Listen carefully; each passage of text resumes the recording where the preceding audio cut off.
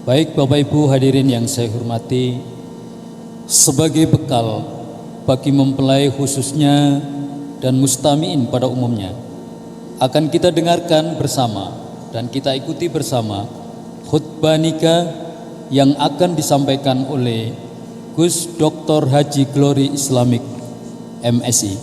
Kepada beliau kami persilahkan.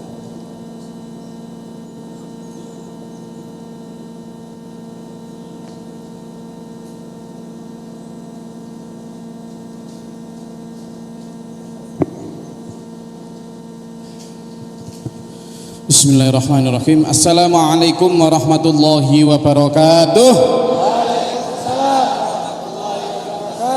Alhamdulillahilladzi an'ama bi ni'matil iman wal islam was sihhah. Asyhadu an la ilaha illallah wahdahu la syarikalah wa asyhadu anna Muhammadan abduhu wa rasuluh.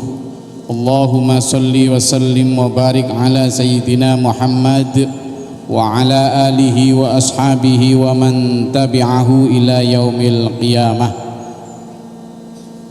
Kepada Ibunda Hajah Masyrifah, Ibunda Hajah Nuryati, Mbakku Mbak Hajah Lailatul Azizah, seluruh kakak-kakak saya, para Gus, adik-adik saya, semua kedua mempelai, keponakan saya, adik-adik saya, para pasangan bukan lagi calon tapi pasangan yang sudah sah secara negara maupun agama, para besan dari Lombok, dari Jombang, dari Pasuruan, para tamu dari seluruh Indonesia yang saya hormati, saya cintai dan saya banggakan.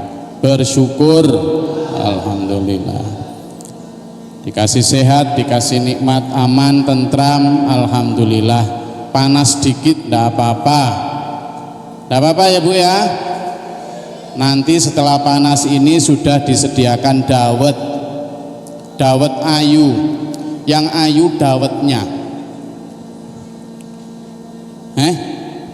Engko sampean bilang, "Mana Gus dawete sing nunggu gak ayu kok ngono?" Dawete yang ayu. Pengantene bareng sampean lihat ayu-ayune ta. Ini ponakanku Mbak Dava, selamat ya Mbak Dava ya. Semangat. Yes. Ini waktunya, ini ponakan saya yang dari Gus Hafid. Gus Hafid Sugeng Koco Purnomo, kakak saya yang paling energik, pokoknya Januari. Nah, ini kakak saya. Terus ada adik saya, Gus Hiro, Gus Hiro. Finally, you got married now, bro. Nah, ini adik saya Gus Hiro yang setelah perjalanan panjang mencari cinta dan kitab suci ke arah barat, ketemunya di timur. Nah, ketemu dengan Dewi Irawati, betul? Alhamdulillah. Kamu itu dicari ke gunung, ke laut, ke dalam samudra, ketemu di pinggir pabrik Coca-Cola. Itulah cinta. Misterinya di situ. Luar biasa. Lo beneran. Gus Hiro itu nyari mulai dari puncak Sembaulun, Gunung Rinjani sampai Lampung, menyeberangi lautan, Bukit Barisan dilewati mencari cinta. Kok ndadak bedunduk nang Pasuruan nang isore pabrik Coca-Cola. Cinta memang penuh misteri, benar-benar. Love is blind, buta. Lalu anak kita Mas Bernat ini juga begitu, alhamdulillah. Wong disuruh ke Jombang itu kuliah, lah kok dadak akad nih? Iki yo opo karepe? Kesuwen katanya. Jadi begitu kuliah, alhamdulillah. Memang ya begitulah cinta, ya kan? Jadi ketemu juga akhirnya sama Nadira Eka Palupi binti Suparlan. Ini juga alhamdulillah, ya singkat saja. Apalagi yang Ananda Rian ini sekarang jadi ponakanku ini. Rian ini juga ketemu bukan ketemu antara Mbak Dava, bukan. Ketemu ketemunya sama Gus Hafid kakak saya ini, memang orangnya kan set set set set set het. Jadi satu-satunya jadi menikah yang ngono. Rian pedok Mas Rian api iki aten-aten ini bobot bebit apa bibitnya di scanning set api nikah siap besok. Untungnya Mas Rian kok ya orangnya baik, kalem, alhamdulillah. Jarang orang tak puji Rian. Nanti dilanjut sama temannya. Oke. Salawat serta salam semoga tetap dilimpah kepada Nabiullah Muhammad sallallahu alaihi wasallam, ahli keluarga dan para penerusnya. Bapak Ibu sekalian, ngapain kita berkeluarga itu? Di depan itu ada sarang burung. Di depan itu, di sini juga di pohon asem ini ada sarang burung. Burung ini burung pipit. Dia ini sejati cintanya hanya dua, tidak nambah. Burung ini menikah, ya menikah. Kemudian burung ini juga bikin rumah, tiap hari ngambil ke bawah, ngambil apa? Daun ke atas, terus ya ada jendelanya, ya ada pintunya, di dalam ya ada tempat tidurnya, bikin rumah. Nanti kalau pagi yang laki terbang nyari nafkah, nanti sore balik, lalu si istri ngendok, iya kan, ngendok toh, terus diangkremi sampai mana, nanti suami nyari pakan gitu terus. Itu adalah burung. Nah, jika manusia tiap hari hanya begitu, menikah terus bojone ngendok, iya kan? Loh iya toh, istrinya di rumah ngendok, kemudian suaminya nyari makan, pulang begitu terus, apa bedanya sama? Nah, ada bedanya, ada 7 perbedaan. Kenapa tadi dinamai sebagai pernikahan misi? Pertama, nikah menurut Rasulullah Muhammad SAW adalah membentuk teamwork, membentuk tim. Tim itu apa? Gabungan 1 atau 2 orang lebih untuk bekerja sama. Ingat ini, bekerja sama. Berarti bukan sama-sama kerja loh ya, tapi bekerja sama. Kalau sama-sama kerja ini gini, aku ini bangun rumah nih, terus satunya masang pondasi, satunya masang genteng, tapi tidak ada komunikasi. Kira-kira rumah ini jadi nggak? Nggak jadi. Ini namanya sama-sama kerja. Tapi kalau kerja sama, sebelum bikin rumah ngomong dulu, kamu bagian apa? Saya bagian gali. Tapi galinya di mana? Titik sini loh ya. Oke, kamu bagian apa? Ngudek lulo. Ini. Nah, membentuk keluarga yang nanti menjadi sakinah mawaddah warahmah itu pertama harus didahului dengan teamwork. Penyatuan visi dulu. Tadi kemarin calon ponakanku Rian sejak kemarin sudah minta izin, Gus mau menghadap. Ada apa? Mau minta bimbingan bagaimana sih nanti? Oh enggak bisa, saya sibuk. Ketemu lagi, Gus saya menghadap sekarang, enggak bisa, sibuk saya. Memang saya lagi enggak pengen ditemui. Sejak dulu begitu sifat jelek saya. Terus pagi tadi saya lihat kok wajahnya melas gitu. Terus tak WA, sekarang saya bisa. Datang, lalu saya menyamakan visi. Keluarga kita itu bukan hanya keluarga biologis yang digabungkan oleh fikih munakahah saja, tapi digabungkan oleh ikatan ideologis, di mana itu harus timbul. Mbak Dava dan Rian, Mas Bernat dan Mbak Palupi, kemudian Gus Hero dan Mbak Dewi harus menjadi tim. Ya, ini buka cukup matama pengantin-pengantin tua ini yang sudah gapuk-gapuk ini. Sudahkah begitu? Ini membangun apa? Tugas pokok fungsinya masing-masing. Laki-laki harus dadi lanange jagat, iso ndelek pangan. Iya toh? Harus apa? Harus cari ratukan perempuan supaya tidak keluar-keluar. Jangan, ya bener. Ya, itu teamwork. Yang kedua, fungsi keluarga adalah menjadi rumah sehat. Nah, ini biasanya anak-anak muda, tapi wong-wong tua saiki wis ketularan. Ayo healing Mas. Ya. Apa? Healing. Tahu healing?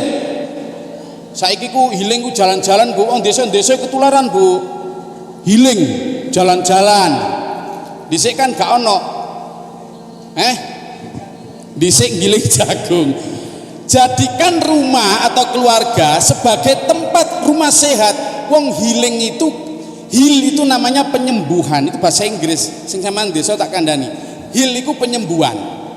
Berarti wong healing iku pengen berarti nek pengen sembuh deh apa?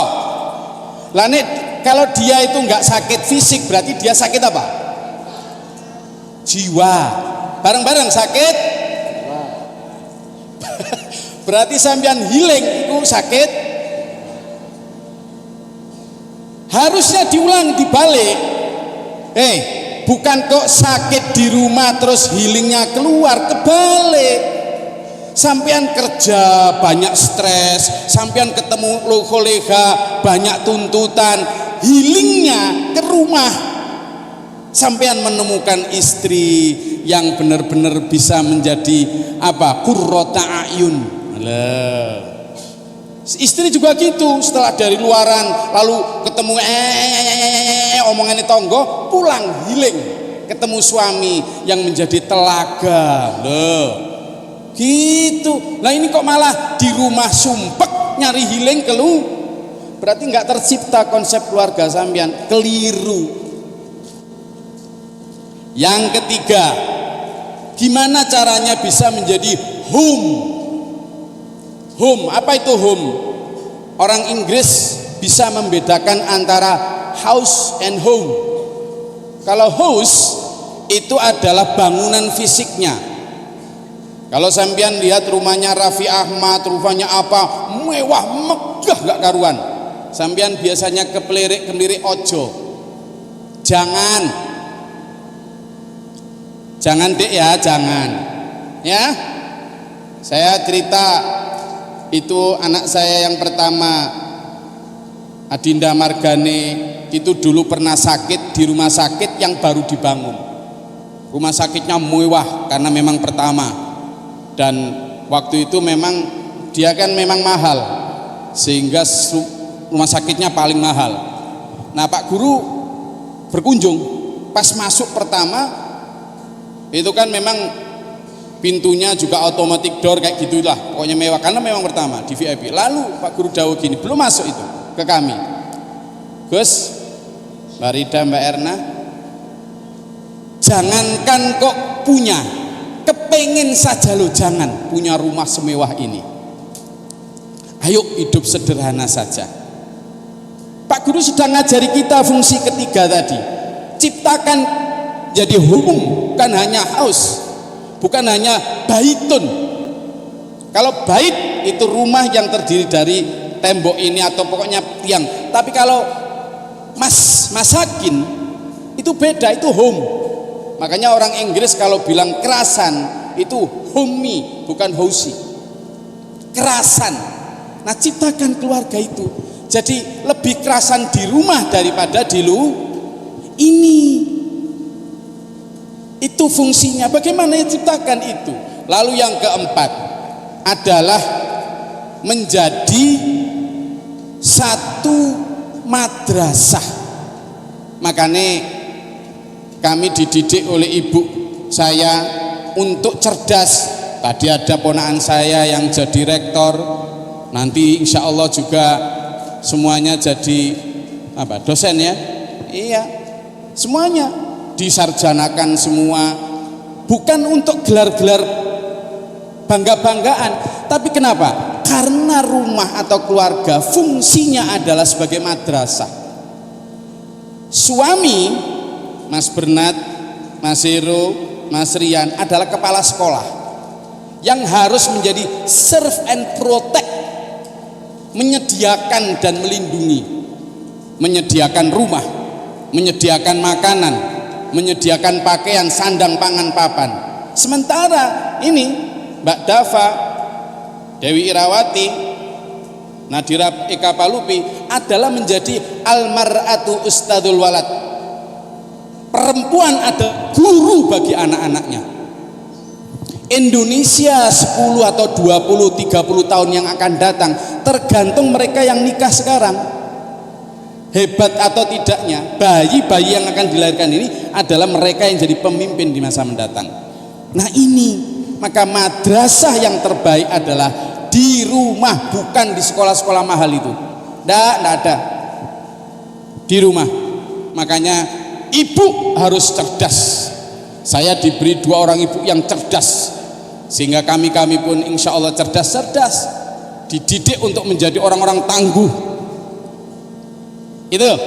Lalu yang ke berapa? 6 ya? Kelima adalah menjadi rumah atau perahu menuju surga. Perahu menuju surga. Bagaimana ini? Ini yang harus kita praktekkan. Jadi hidup itu tidak hanya cinta sehidup semati, tapi sehidup semati dan sehidup kembali. Mas Bernat, Gus Hero, Mas Rian harus memastikan, Dek, kamu adalah istriku dunia akhiratku. Itu. Nah, untuk menjadi seperti itu harus dididik menikah, bukan karena seperti yang disampaikan oleh Gus Naim tadi, tidak hanya persoalan seks intercourse, tapi adalah persoalan tentang keluarga ideologis. Nah ini yang harus dibangun, sehingga benar-benar menjadi satu model di mana kita itu mengarah kepada sana. Yang keenam adalah untuk mencetak generasi solih dan solihah.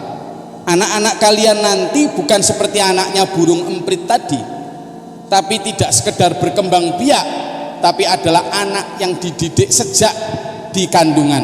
Kedua ibu saya ini melahirkan 10 anak. Melahirkan 10 anak. Hampir semuanya kedua ibu saya ini waktu mengandung itu loh puasa. Waktu mengandung puasa. Mbak Yusaya, Mbak Ais tanyain juga. Mengandung puasa. Untuk memastikan bahwa pendidikan anak, parenting skill, kalau sekarang kan parenting skill kan setelahnya desa. Parenting skill dalam Islam itu bahkan masa prenatal, sebelum kelahiran. Dididik ketika lahir, bahkan ketika janin masih 1 minggu, 1 bulan sudah dibacain Asmaul Husna, dibacain wirid, dzikir, puasa, membaca Quran. Terus sampai nanti begitu lahir diazanin, setelah lahir kemudian juga gitu, setiap kali nyuapin bayi dengan bismillah, tidak malah disetelkan aneh-aneh, ya kan? Hamil malah senam apa? Senam aerobik yang disetel lagu Cucak Rowo.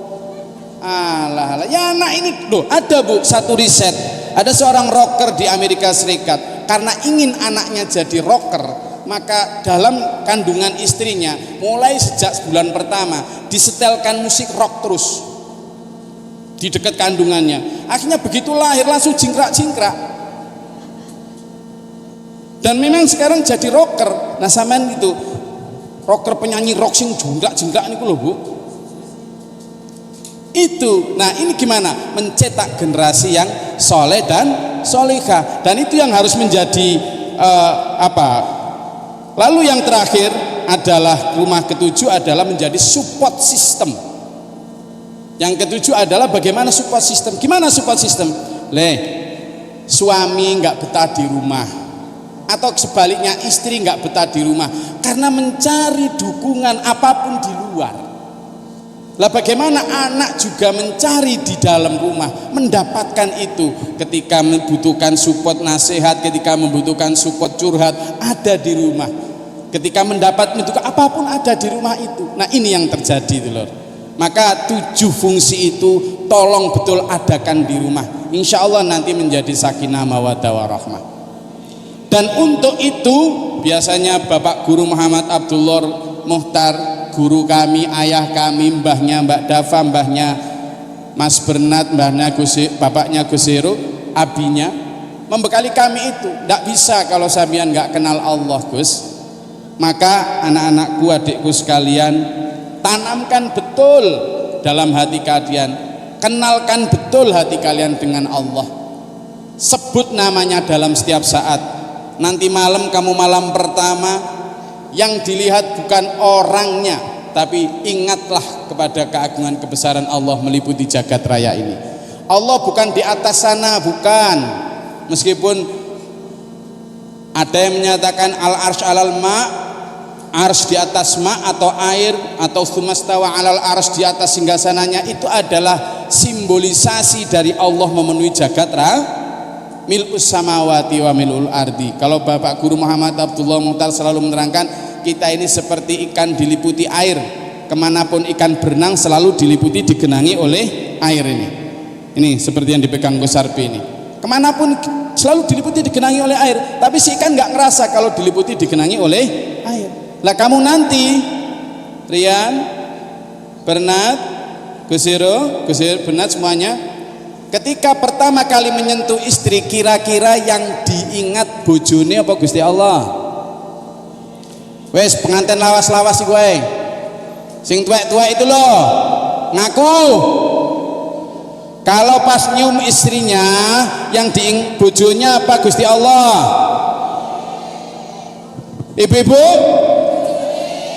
nah, ibu lebih jujur. Padahal Allah itu berfirman, orang yang bertakwa, alladzina yadhkurunallaha qiyaman wa qu'udan wa 'ala junubihim. Orang yang bertakwa itu cirinya ibu-ibu mengingat Allah saat duduk, berbaring dan saat gitu.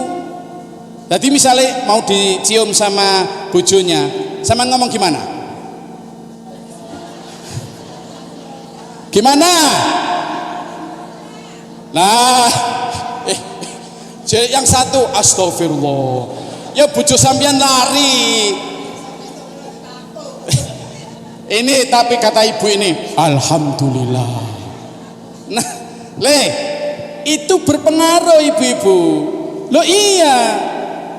Terus Pak Guru sering begini, kamu boleh seneng ini apa, kambing, jagung, ternak, awas kalau yang di alam semesta ini kamu rebut, kamu senangi. Tapi Allah sebagai pemilik barang, yo rebutan yo seneng ono. Jangan hanya rebut barangnya, tapi nggak suka sang pemilik. Kamu juga gitu, Mas Rian, Gus Bernat, Gus Heru. Kamu suka sama istrimu, Mbak Dewi Irawati, Mbak Dafa, Mbak Palupi. Kamu seneng sama dia, tapi juga hormati, sayangi orang tuanya, yakni mertua. Jadi kita diingatkan, sayang merebut apa yang menjadi ciptaan Allah, tapi rebutlah juga Allah sebagai pemilik barang semua itu. Jadi kita tidak ada ruang kosong, penuh keagungan kebesaran Allah. Nanti setelah dari sini ibu-ibu pulang, di mobil jangan nyetel musik, jangan nyetel. Dipakai apa? Dipakai apa? Sholawatan. Dipakai apa? Tasbih, tahlil, tahmid, takbir, subhanallah. Loh, kita tidak ada yang tahu. Kemarin ada rombongan pariwisata di Bali, di Malang Batu, satu bis habis. Kita tidak tahu, ya kan? Kita tidak ingin, jangan sampai terjadi celaka. Tapi kalau Allah memanggil kita saat apapun, bagus kalau kita saat yadhkurunallaha. Itu nanti Bapak Ibu, kalau kita mengingat Allah, ini juga untuk kamu pengantin baru maupun pengantin lawas, hilang sifat iri, dengki, hasud, amarah, dendam itu hilang. Biasanya ibu-ibu kalau berantem dengan suami istri panas hati ya. Sampean kalau dekat sama Allah gak mungkin. Orang dekat sama Allah itu seperti orang dekat dengan penjual minyak wangi, akan mencium bau. Kalau dekat sama Allah, muqarrab dengan Allah, pasti akan tertular sifat Ar-Rahman Ar-Rahim, pengasih penyayangnya Allah. Sama istrinya tuh, Dek, babe, sampean dipanggil gitu dah wong Pasuruan ya. Sayang. Oh. Wong ndi? Sampean dipanggil sayang ini ndelok bojone. Bu sapa iki? Bojone sinten? Dijeluk sayang sampean. Sayang sekali. Ngono mau sik sampean bilangnya sayang lu. Sayang, ngono apa? Sayang sekali. Ya. Sayang nanti kalau dekat sama Allah. Dan tidak ada suudzon itu, tidak ada kepengen ngecek HP ini bojo boleh apa. Karena apa? Contohnya gini, mana contoh?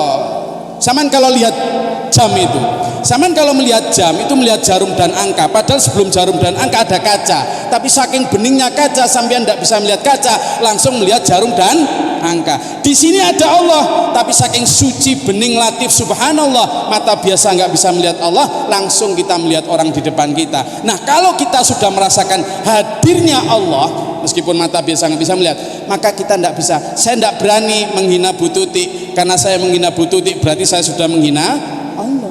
Saya tidak berani meremehkan bapak-bapak ibu sekalian, karena kalau saya meremehkan sampean berarti sudah meremehkan Allah.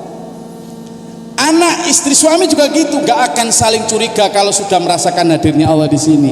Itu. Yang kedua, melatih diri mengetahui musuh gaib setan gini. Nanti kamu harus melihat suamimu itu sebagai manusia. Musuh kita hanya siapa? Setan. Maka tidak ada marah, itu tidak ada. Manusia al-insanu mahalul khata' wa nisyan. Manusia itu tempatnya salah dan lupa. Sehingga kalau misalnya ada, Dek, kamu lah sudah tak bilangin, ojo ngono. Masih aja ngono. Sering juga itu saya. Tapi karena itu tadi nyadari. Kenapa setan tinggalnya di sini, Bu? Yang bagian membuat orang amarah. Dek, kamu keliru. Yang perempuan, Mas, sampean salah. Sampean yang keliru, sampean salah. Akhirnya suami ngelempar piring. Biar. Sing bojo ngelempar apa? Mangkok. Ngene sering berarti iki. Akhirnya mangkok sama piring buyar entek nang omah. Sing tepuk tangan sapa? Tonggone. Ngene ki angel lebu. Yo setan do ati iki lho. Sing manas-manasi supaya bojo lanang bojo wedok tukang. Ayo disadari. Makanya sampean nak sering yasinan toh. Padahal nduk jero Yasin niku wonten ngeten, a'udzubillahi minasyaitonirrajim. Alam ahad ilaikum ya bani Adam alla ta'budu syaitan innahu lakum aduwwum mubin. He wong sing seneng Yasinan, anak putune Adam, ojo elok setan. Iku setan itu musuhmu yang nyata. Di sini ndak sekali lagi di angkasa luar hutan belantara di sini membisik, menasihati, mengintai, bahkan menguasai manusia. Engko nek dikuasai setan, kalau Bu. Kayak di penumpang bis dikuasai sopir, belok kanan belok kiri. Apa kata sopir? Di Surabaya anak kandung diperkosa sampai hamil. Setelah hamil malu digantung, dibunuh bapaknya sendiri. Naudzubillah min dzalik. Guru agama di Jakarta tukaran sama bojonya, dipotong-potong jadi 10 karena ikut bapaknya, ibunya, adiknya, mbaknya dibunuh hanya karena minta motor di Medan karena ikut setan. Di Taiwan bikin sop bayi manusia untuk dijual karena ikut setan. Nah, biar nggak ikut setan, ayo kita teliti. Nanti nggak ada ibu-ibu, apalagi suami istri. Ya Rian, saya ini termasuk pemarah, tapi berusaha untuk tidak sekarang. Berusaha, masih sulit. Tapi itu tadi. Makanya kalau kamu marah, Nabi Muhammad ngasih tips. Kalau kamu bapak ibu Bapak-bapak terutama kalau marah berhenti, kalau sedang berjalan. Kalau berjalan berhenti masih marah, duduk. Kalau duduk masih marah, berbaring. Kalau berbaring masih marah, ambil air wudhu. Kalau ambil air wudhu masih marah, sholat 2 rakaat. Kalau sholat 2 rakaat masih marah, mati wae. Loh ya apa bu? Wes wudhu, Enggak, sama enggak disuruh mati. Ada Quran itu, mutu bi ghaidzikum itu ada, tapi enggak disuruh. Intinya adalah itu. Tapi kalau ibu-ibu yang tadi yang dicium, alhamdulillah tadi siapa? Bu Sari. Kalau ibu-ibu gampang, atau digoda setan, ya toh, sampean langsung ambil kaca bu siapa jenenge? Bu Sari ambil kaca Bu Sari. Cukup muring-muring ya, muring-muring cukup koco. Engkau alah gayamu. Engkau nek muring-muring dadak tambah ayu terus wis muring-muringmu.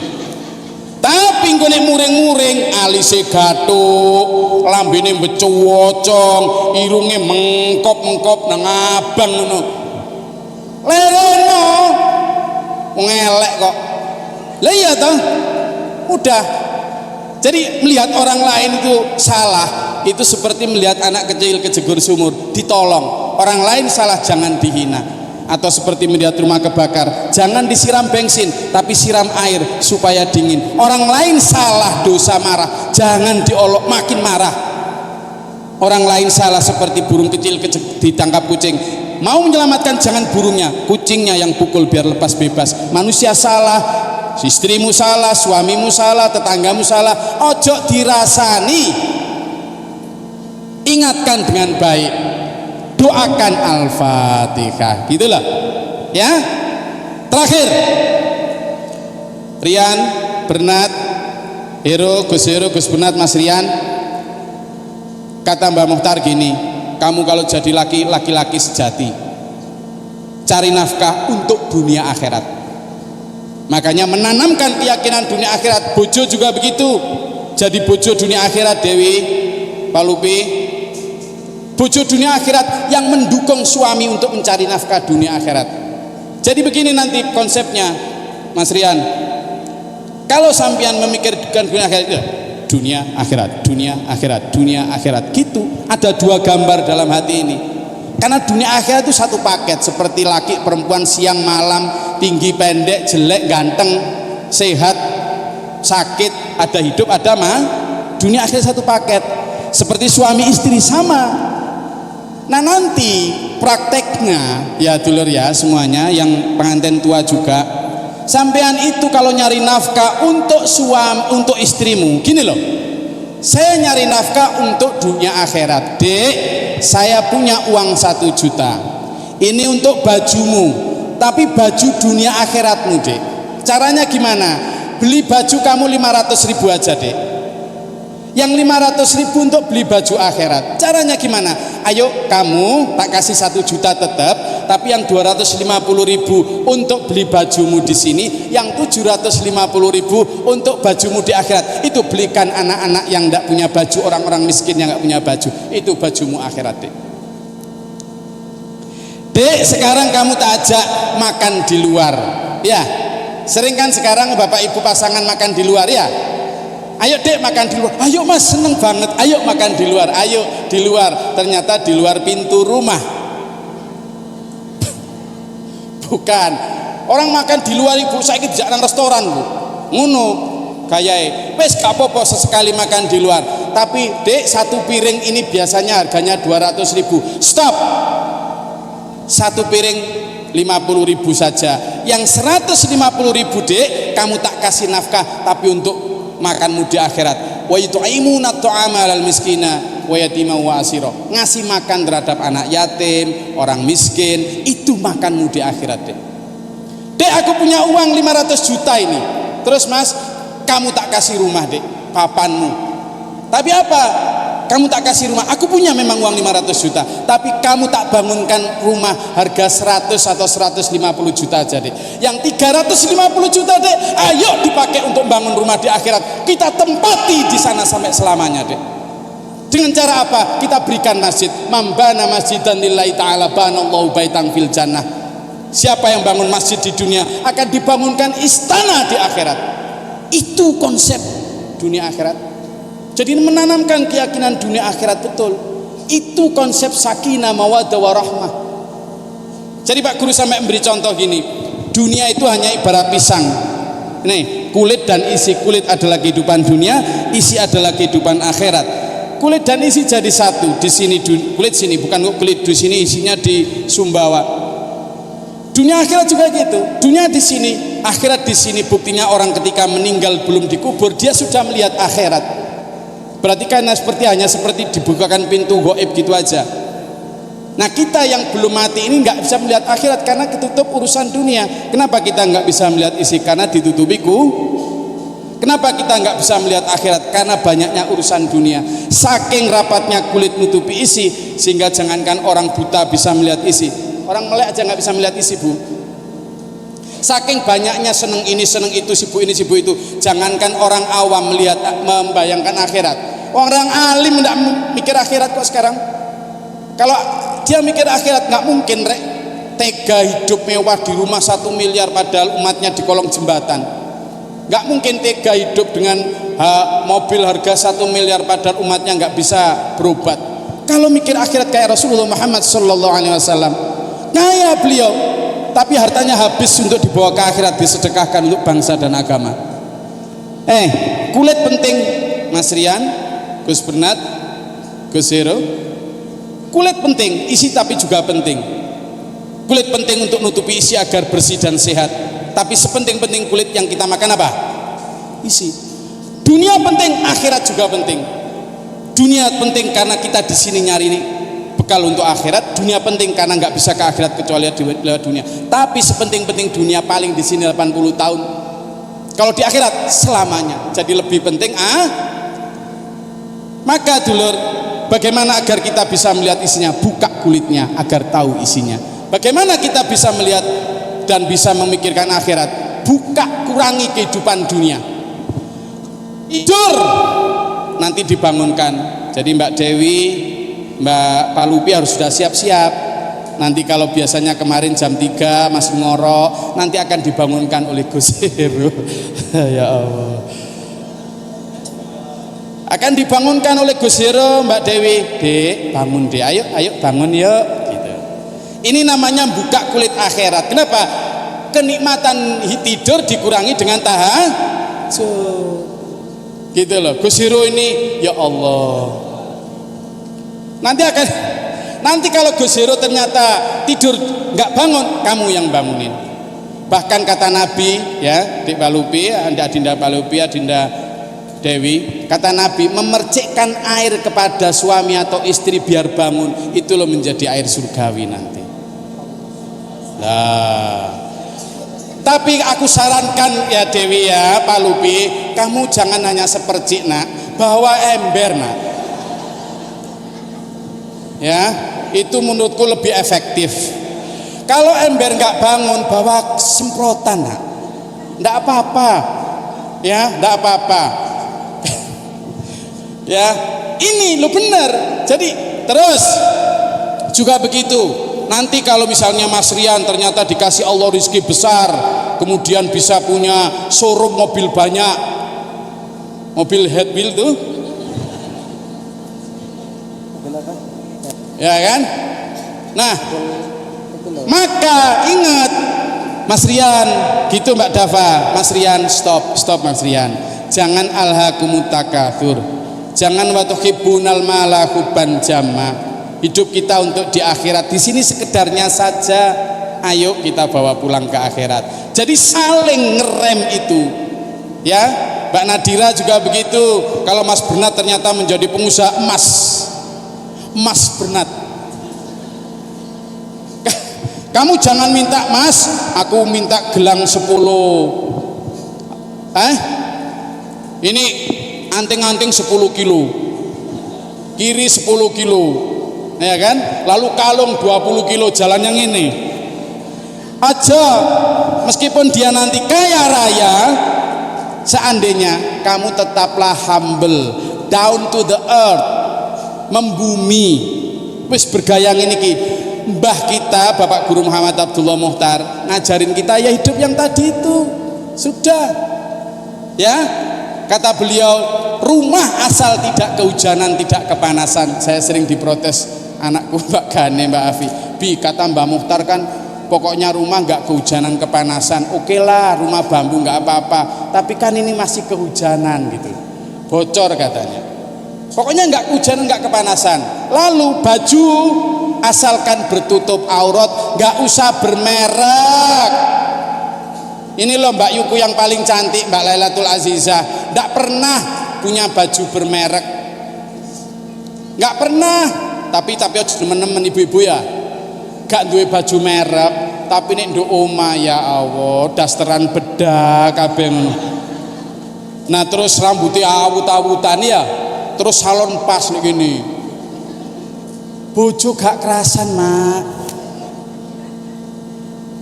Tapi nek pas metu, wedaan 2 jam. Kebalik, sampean kalau keluar biasa saja, kalau di rumah dandan untuk ngono loh. Itu namanya untuk dunia akhirat. Wes, dikurangi. Jadi kenikmatan harta dikurangi dengan kenikmatan tidur dengan sholat, kenikmatan makan dikurangi dengan puasa. Ayo, ini yang masih suka wisata-wisata kuliner, Mbak Dava, Mbak Nadira, Mbak Dewi, jangan nanti dikit-dikit Mas, ayo makan keluar. Alah, wis di rumah saja. Mbak Yu saya, Mbak Aziz itu istilahnya punya apa Mbak? Apa Mbak? Kakek. Jadi kakek kok apa Mas Alif? Kakek kok Alif? Apa Mbak Eli? Makanan kakek kok pada Ibu El? Nah kakek. Jadi makanan yang kemarin kalau masih enak digodok lagi. Enak. Apa? Jere marai stroke, ojo percaya. Malah stroke itu makanan-makanan di luar yang warna-warni itu loh. Dikurangi, ya. Wes terakhir. Gini. Bapak Ibu, kalau haji saja 40 hari ke Mekah Medina itu sangu sampean 40 juta. Lah ke akhirat itu berapa hari Bapak Ibu? Selamanya sudah ada sangu sedekah 40 juta. Kalau transmigrasi sudah disediakan rumah, sawah dan lain sebagainya oleh pemerintah, begitu saja kadang masih sanggup jual tanah di desa asal. Lah sampean ke akhirat nggak ada kiai yang jamin sampean di sana enak. Kok nggak sampai jual mobil, jual rumah untuk sanggup ke akhirat? Kadang ada kotak amal lewat gitu aja yang sampean masuknya bunyinya apa? Lah itu cukup sampai Surabaya. Apalagi ke akhirat, makanya banyak nyawanya yang nyangsang. Ini dibangun, maka gini, pakai 3 nanti adik-adikku, anak-anakku sekalian juga para mustami. Saman 3 aja, iman A, iman tipis, B sedang, C tinggi. Yang sedang kalau saman punya uang 4.000, sedekahkan untuk akhirat 1.000, 3.000 untuk kehidupan dunia. Itu iman tipis. Punya 4.000, 1.000 akhirat, 3.000 dunia. Kalau iman sedang, iman B 50-50, 2.000 akhirat, 2.000 dunia. Kalau iman tinggi ngikir, aku paling di dunia 80 tahun, di akhirat selamanya. Di dunia kalau kurang aku masih bisa hutang Pak Suparlan, tapi kalau di akhirat kurang, hutang kemana saya?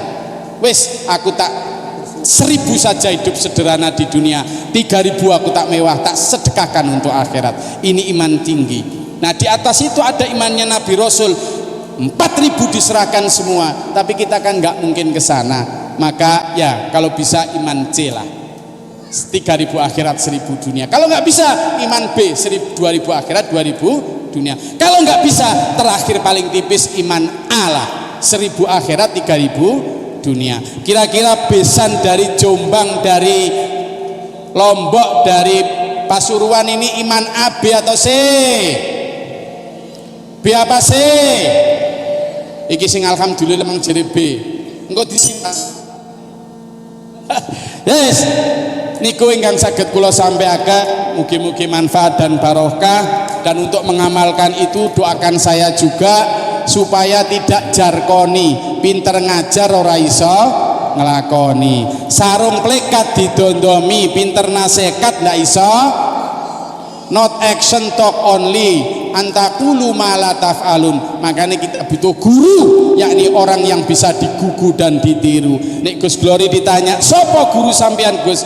Guru saya adalah Bapak Guru Muhammad Abdullah Mokhtar, yang testimoni tadi ponaan saya, mendidik sekaligus memberi teladan, iso digugu ucapani, iso ditiru tindakani teladani. Itu guru saya Bapak Guru Muhammad Abdullah Mokhtar. Saya rasa itu yang bisa saya sampaikan. Semoga tiga mempelai ini dan juga mempelai lawas-lawas ini bisa menjadi keluarga yang sakinah mawaddah warahmah. Mudah-mudahan berfaedah. Saya akhiri sampai di sini, kurang lebihnya mohon maaf. Wallahu a'lam ila aqwamit thoriq, billahi taufiq wal hidayah. Wassalamualaikum warahmatullahi wabarakatuh. Waalaikumsalam.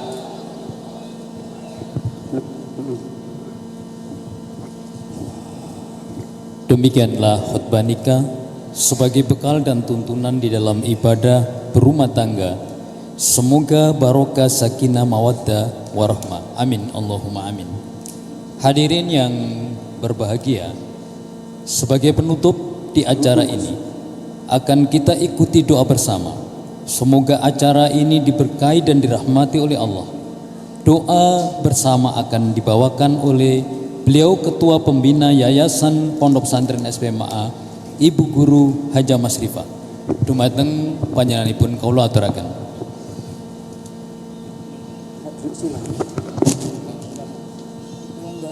Assalamualaikum warahmatullahi wabarakatuh. A'udzu billahi minasyaitonir rajim. Bismillahirrahmanirrahim. Allahumma hdina shiratal mustaqim, shiratal anbiya'i wal mursalin. Allahumma hdina fiman hadait, wa afina fiman afait, wa tawallana fiman tawallait, wa barik lana fima atait. Allah, aku minta barokah untuk mempelai 3 jodoh, seperti Engkau memberi barokah Nabi Adam dan Ibu Hawa, dan seperti Engkau memberi barokah Nabi Muhammad SAW dengan Ibu Khadijah dan Aisyah, hidupnya untuk mawaddah warahmah, bisa selamat mulia dunia akhirat. Waqina syarra ma qadait, jauhkan dari balak, jauhkan dari sesuatu yang menjanjikan kedurhakaan. Allah, Rabbana atina min ladunka rahmah wa hayyi' lana min amrina rasyada. Allahumma anzil alaina rahmatan ya Allah, bi adadi qadril amtar, wa bi adadi waraqil asjar, wa bi adadi ramlil bihar, bi baqaillahil malikil jabbar. Allah, Rabbana atina fid dunya hasanah wa fil akhirati hasanah wa qina adzabannar. Allahumma asrif lana dinil ladzi wa ismatu amri, wa asrif lana dunya allati fiha ma'ashi, wa asrif lana akhiratil lati fiha ma'ati, wa ja'alil hayatan ziyadatan li fi kulli khairin ya Allah. Aku dan semua diberi umur panjang, minta tambah rahmat, minta tambah perjuangan, minta tambah takwa ya Allah. Wa ja'alil mauta rahatan li min kulli syarrin. Allahumma inna nas'aluka ilman nafi'an wa amalan mutaqabbala wa rizqan wasi'an halalan thayyiban. Allahumma inni a'udzubika min munkaratil akhlaq wal a'mal wal ahwa. Ta'awwadzu billahi min judil bala wa darki saqwa wa su'il qada wa samatatil ada. Allah, Rabbana taqabbal minna innaka antas samiul alim. Rabbana atina fid dunya hasanah wa fil akhirati hasanah wa qina adzabannar wa adkhilna jannal ma'al abrar. Ustadzul Muhtar. Subhana rabbika izzati amma yasifun, wassalamun alal mursalin, walhamdulillahi rabbil alamin. Assalamualaikum warahmatullahi wabarakatuh.